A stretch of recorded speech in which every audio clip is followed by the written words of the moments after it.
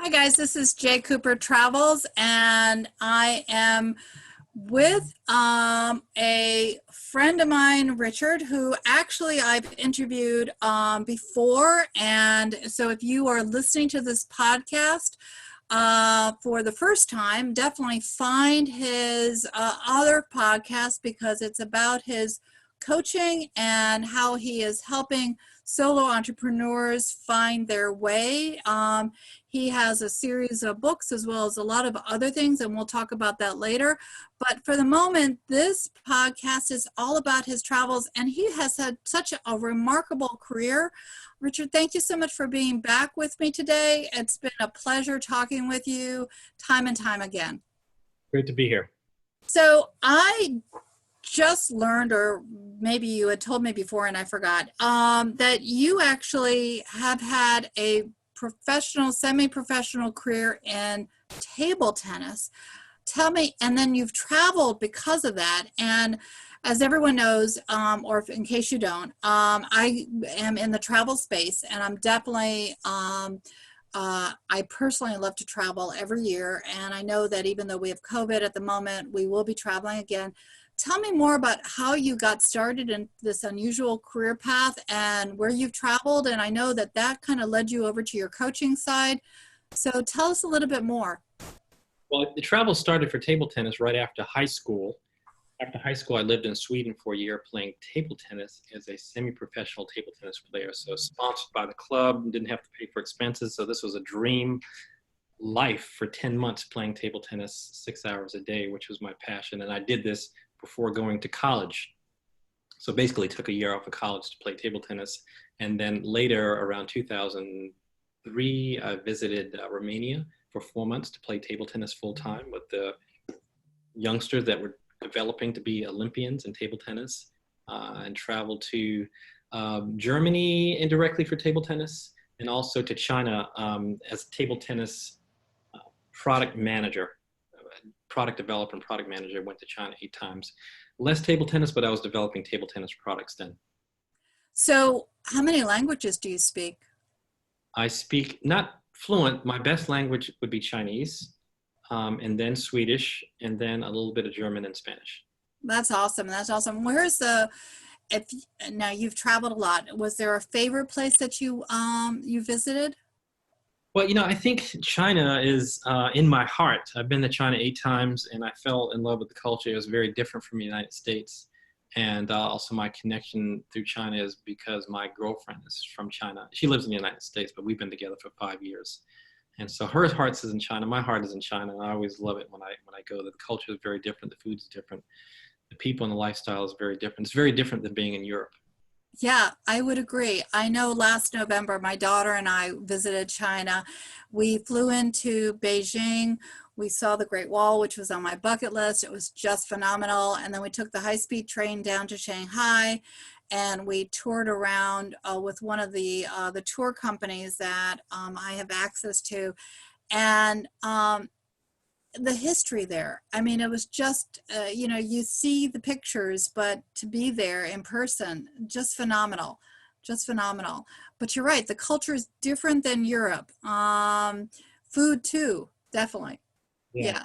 And one interesting thing about my travels is that on all those trips that I mentioned to those countries, none of those were actually tourist trips. They were related to, table tennis or working. So on all those trips, I really didn't do any touristy things. But the good thing about it is that all of those trips involved getting involved in the culture.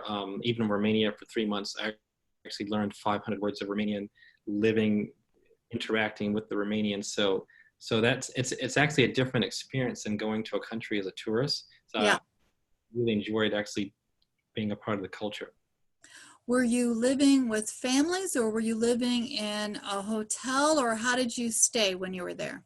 In Romania, I actually stayed in the dormitories. And I lived in the dormitories with the students. I mean, I had my own room, of course, but I was living on campus in the dormitory, eating in the same place where all the athletes were eating. What was that like? It was it was a real down to earth experience. Romania they're economically a little behind some of the other countries. They had not been admitted to the EU at that time, and it was just challenging to see a country that was economically in a very different place than the United States. So that was different than being in like Germany or Sweden, which is more comparable to the United States. And then in China, you have the contrast between poor and rich. Yes, yes, very much so. Where on your bucket list are you thinking when we can travel again that you would like to visit that you haven't gone yet? Possibly Dubai. Dubai. I haven't been to Dubai, and I haven't been. There's a lot of places in Europe I haven't been to Spain or France yet that I would like to go.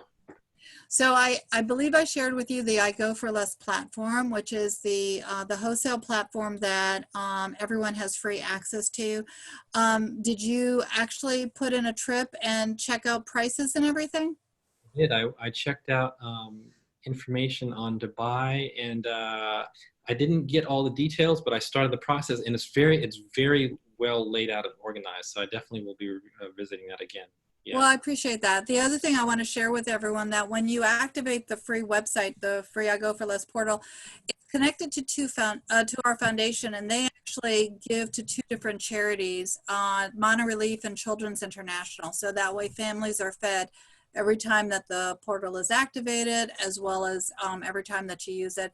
And even though we might not be traveling right now, there are other things on the portal as well. For those that have an interest in a wine club, there's a wine there. There's also excursions and restaurant coupons. So everyone can check it out and just kind of see something that might fit their need.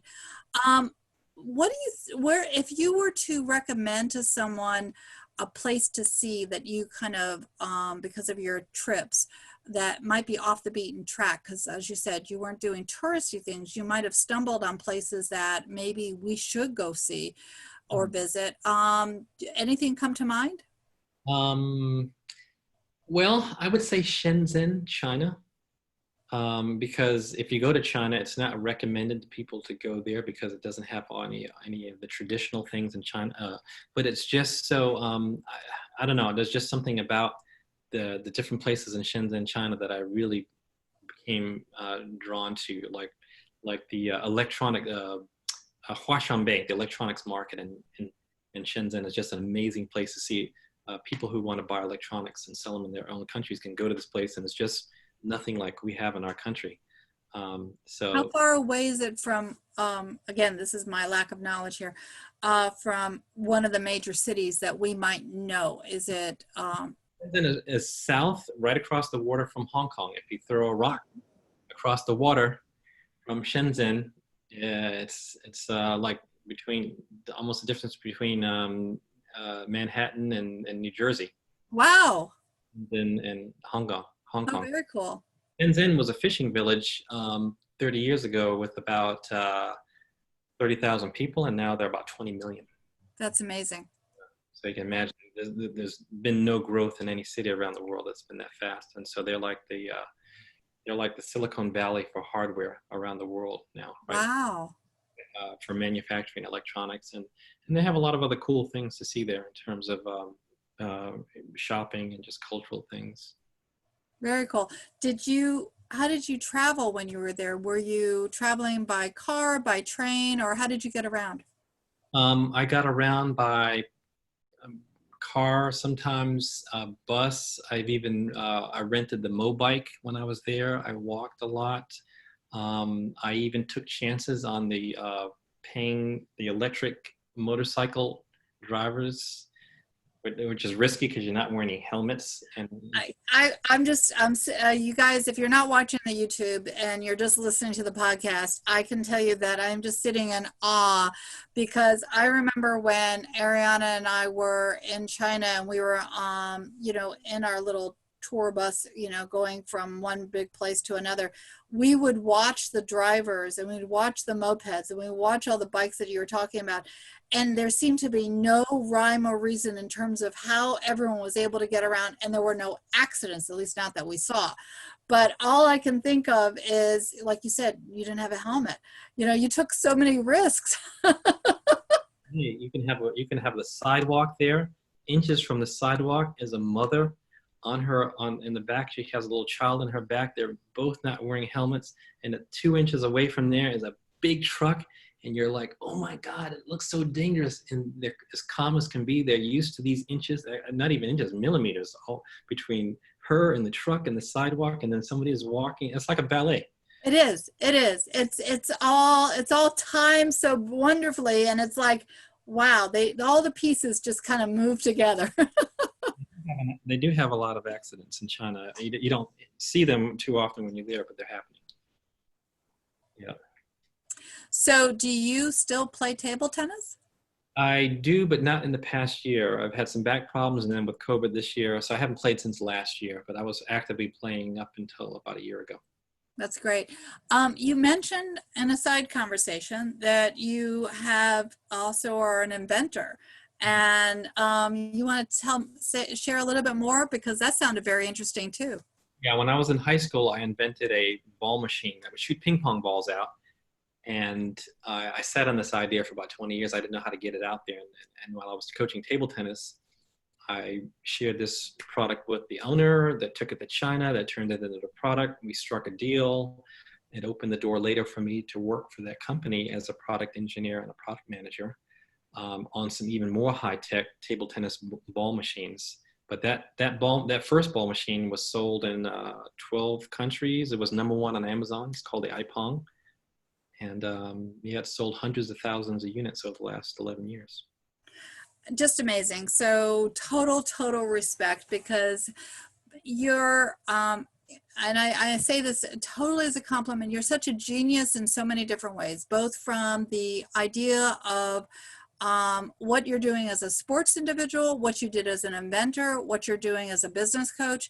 So I do recommend that everyone look for the podcast. I'll also put in the information block above this, the travel side of this, as well as the YouTube, so that way you guys can cross over and you can see the other interview, because Richard's doing a lot of great things, and I know he's available to help you. Do you want to just give a 30-second information about your coaching? Because I know we're going to wrap it up in a minute, but I do want to share more about what you're doing. Sure. I love coaching. I like to work with people that want to become entrepreneurs. Most of the people that I've coached up until now have been solo entrepreneurs, and I've helped them to move themselves and their businesses forward. And I'm especially looking for people that are wanting to transition from their career into our entrepreneurship. It's a very scary leap, and I'm there to support them on the mindset side and also on the business side. Awesome. Awesome. So thank you so much again for being on the podcast. And guys, definitely subscribe to the podcast, subscribe to my YouTube side. There are many more other great stories that are coming, and I appreciate each one of you. Thank you so much, Richard, for being here, and I will talk to you soon. All right. Thank you.